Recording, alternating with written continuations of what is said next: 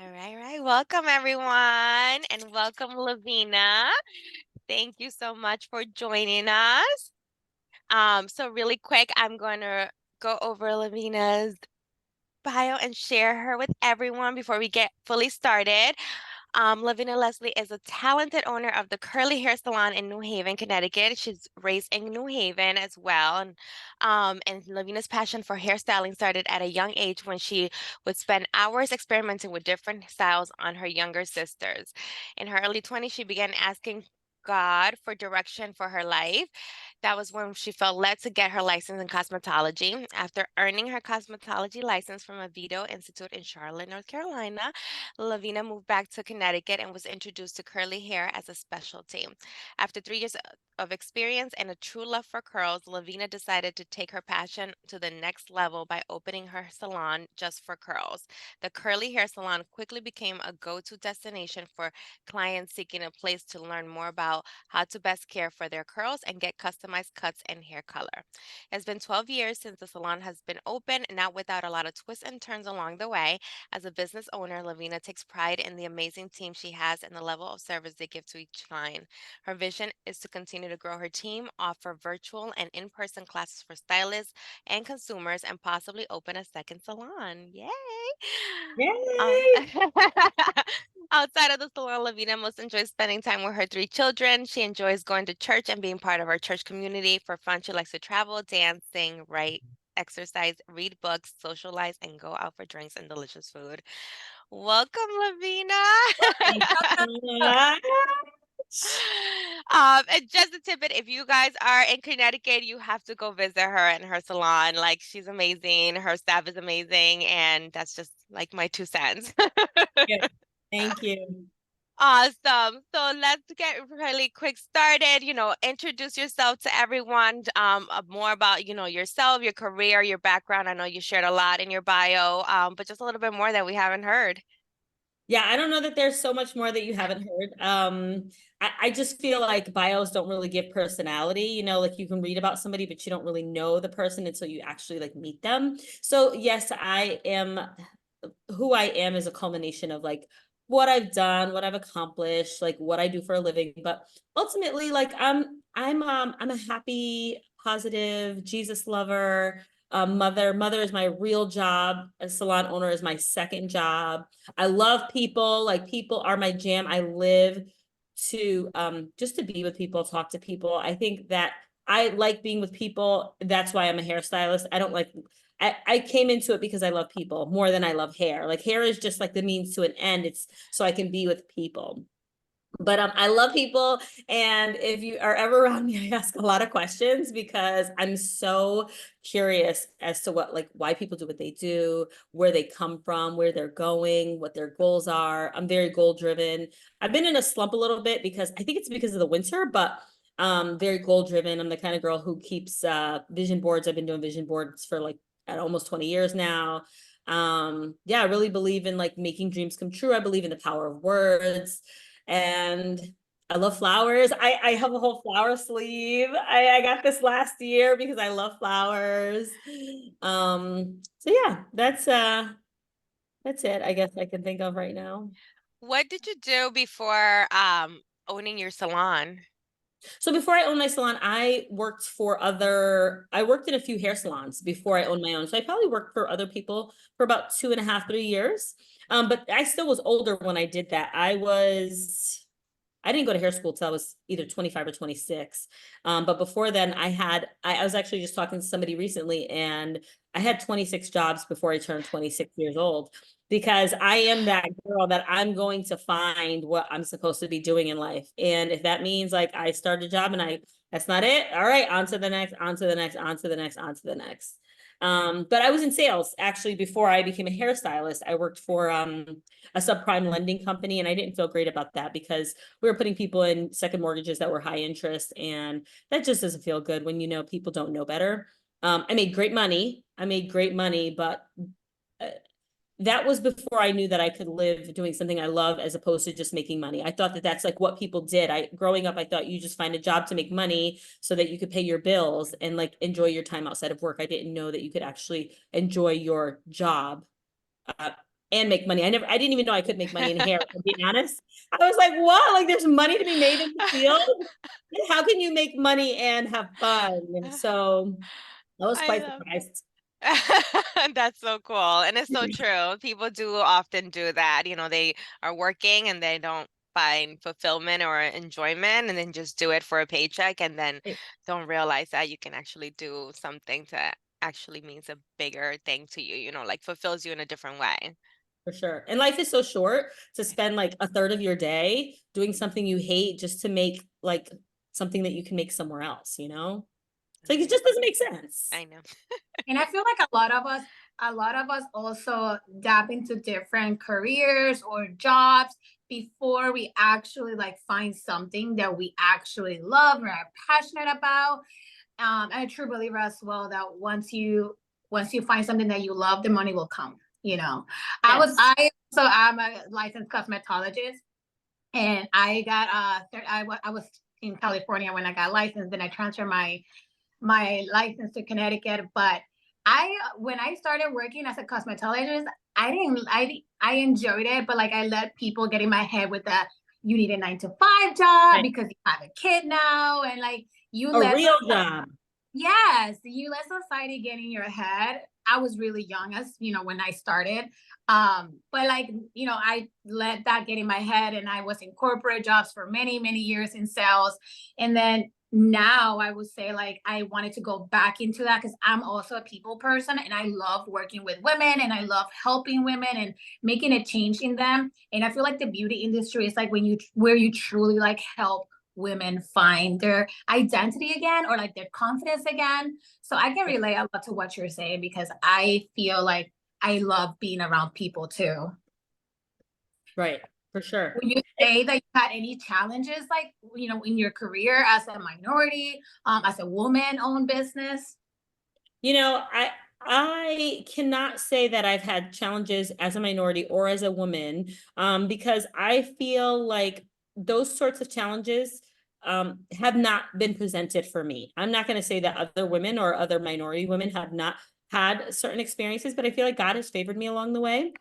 So I've been able to like get in front of people who've been able to help me get into positions where like the impossible has happened for me in my career. Things that I just could never have even dreamed of have happened. But yes, have I had challenges? Absolutely. Like personal life challenges really are what I had I had a really nice salon downtown New Haven when I first started. Then I had my last daughter, she has Down syndrome. And when she was born, it was she had a lot of health issues. She was born with a major heart defect. So I had to give up my salon. I gave up my salon so I could I had to give up my employees. It was just me by myself to work in a sweet space. And I did that for 3 years while she, had a few heart surgeries, had other surgeries.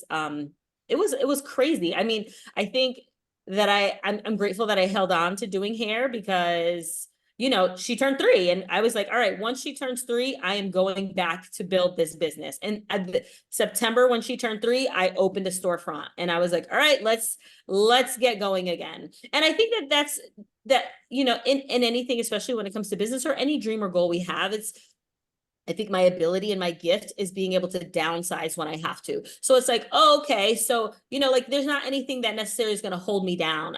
Like say worst case scenario, like my salon caught on fire, right? Like that would be terrible. But guess what I would do? I'd go find another space to have my salon in until we could get another space. I'm not going to sit around and ever feel sorry for myself because feeling sorry for yourself doesn't pay your bills and it doesn't move your dreams along. But again, that's just a gift that I have been given is my ability to just not stay in my pity. I mean, I have pity parties for sure. Let me tell you, I have the best of pity parties.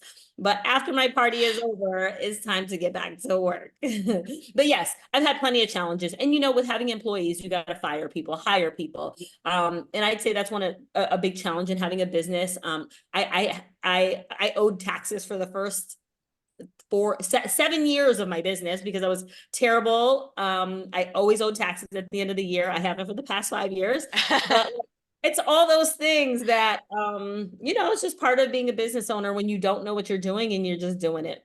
You're learning. And it's so good that you said that because it's a mindset. Like the fact that you say, like you're gonna pick up, you're gonna do that, the same way, and you're gonna pivot when you need to. I think that's like the number one thing that all like anyone in life, period, not just business owners, need to like really realize that we can't just sulk all the time. It is okay to Right. like, you're gonna, we're humans, so our emotions Right. are gonna show through, but we have to be able to learn how to like not sit in that forever because that's what like causes all these other issues of us Mhm. not being happy and like, Mhm. depression and blah, blah, blah, and Depression, everything else. anxiety. Yes.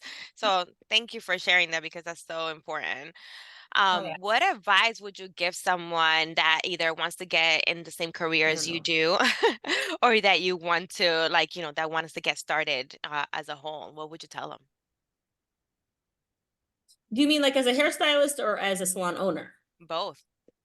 Both. Okay, so hairstylist is pretty easy. You just go to cosmetology school. It is like $25,000, and it's a year commitment if you're serious about it.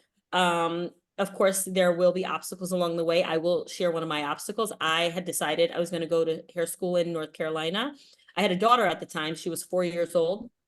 And I found an apartment. She was here with my sister, and then I brought her with me, and I started school that September. And I realized I have no babysitter to watch my kid while I go work at night to pay my rent. And so I had to send my daughter back to Connecticut. My daughter lived with my sister for 7 months while I was living in North Carolina. And it was great. My sister was a stay-at-home mom. She had other daughters, and it was really wonderful. And my daughter was only 4, so she wasn't in school. It was the perfect time if there had to be a time, and she's very, very close to them now. But it was a sacrifice for me to like have my daughter living in Connecticut while I was living in North Carolina because I didn't think far ahead enough. I didn't think about finding a babysitter in a place I don't know anybody. Um, but there will be obstacles, and there's always an obstacle when it comes to achieving your goals and your dreams, like going to hair school. Some people may not have the money, some people may not have the childcare, but there's a will, there's a way. And I say that for everything. Like you can accomplish anything that you want to accomplish. And then as far as the business goes, the one thing that has been really coming up for me when I meet other people or I'm presented with people who may want to become a salon owner, it's the question is, do you really want to be a salon owner, right? Or is it that you just want to be the boss? And there's a difference in being an entrepreneur and being the boss for ego's sake, right? Because there's so many things that come along with being a business owner. I tell my team all the time, right? I have team members who make great money, maybe even just as much or more than I make, right? And they come in 5 days a week, 40 hours. That's it. They don't have to post on social media. They don't have to make an appointment. They don't have to order inventory. They don't have to pay bills. They don't have to pay taxes. Everything is taken care of them. My payroll pays their taxes for them. Like everything is done. So unless what you really want to do is lead people and create opportunity for other people, then I don't suggest it because it is often lonely. And it's a lot of self-motivation. So unless you really have that and your desire is entrepreneurship, then I don't recommend it because entrepreneurship has to be your desire, not just like I want to own a business, because you could work for me.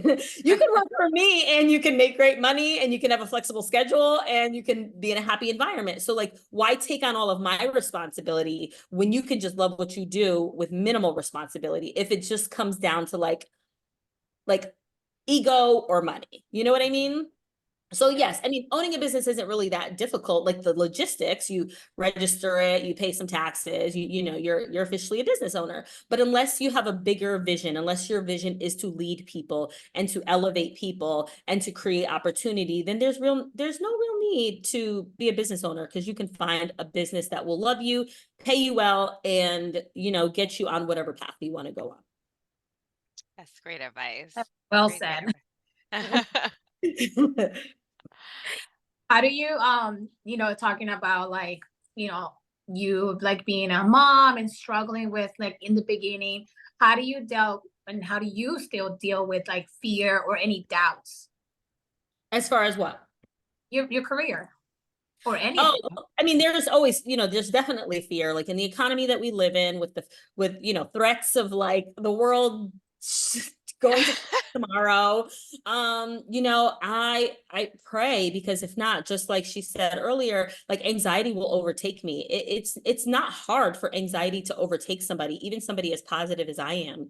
And mostly because I do have the children, that's the thing. But I feel like you know, just being mindful as to how I prepare for my children financially, that's like one of the things that I work on by, you know, like my son is on my payroll so that I can so his money goes to his retirement account. He's 11 years old, you know. My daughter's a different story because she's special needs, and like there's all these things that I have to like get worked out, because I don't want her to be in any sort of trouble like when it comes to her money later on in life. But that's a different story.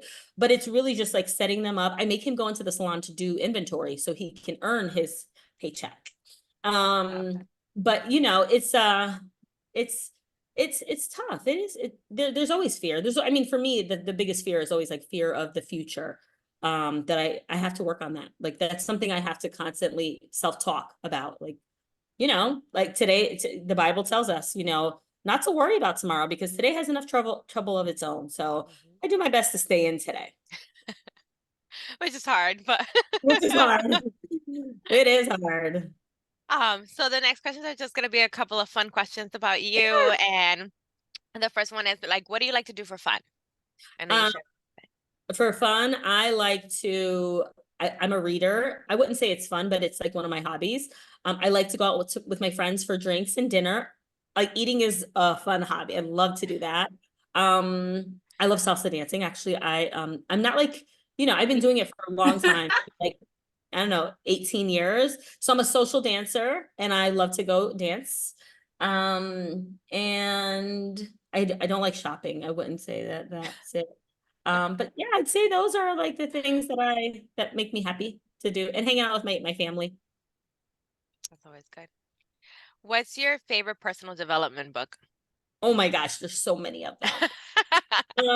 Let me tell, I'm gonna just make sure I get it right, because it is I want to say it's the Millionaire Mindset.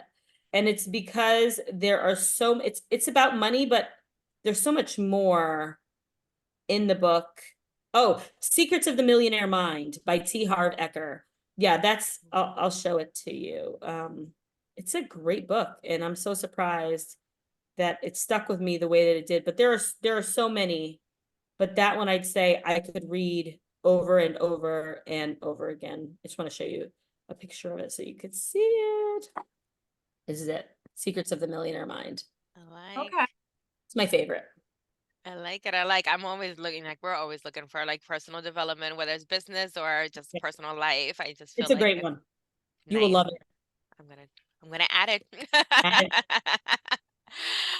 What do you like best, night or day? Day. What's your favorite time of the day? Morning. You're a morning 6, 7, person? all day. Ah, Yes. I love that. Who is your hero? Oh, my hero. I'd say my living hero is probably my sister, my middle sister. She's I call her Mother Diana instead of like Mother Teresa. That's so sweet. Sweetest. She's kind and thoughtful and welcoming and accepting, and she's just a great person. Oh, that's Aw. great. Describe yourself in one word. Mm. Happy. I can see that. All right. So thank you again for coming on. Just share with everyone where they can find you if they have questions, if they want to connect with you, if they want to visit you at the salon. Let them know. Okay, so you can find me at on the socials. You can find us on Instagram at CT Curly Hair Salon. On Facebook, we're also CT Curly Hair Salon. If you forget those, just Google the Curly Hair Salon by Luvena Leslie. It's in New Haven. If you want to reach out to me personally, I answer all the DMs. I'm the one who's in charge of the social media. I answer all the emails. So if you want to email me, it's info@thecurlyhairsalon.com. And my name is Luvena Leslie. So you can find me also, my personal pages on Facebook, Instagram. And we have a TikTok. I think our TikTok is thecurlyhairsalon.com. I reluctantly work on that. So Yeah. Well, thank you Thank again. you. We appreciate you. Thank you for having me. I appreciate it.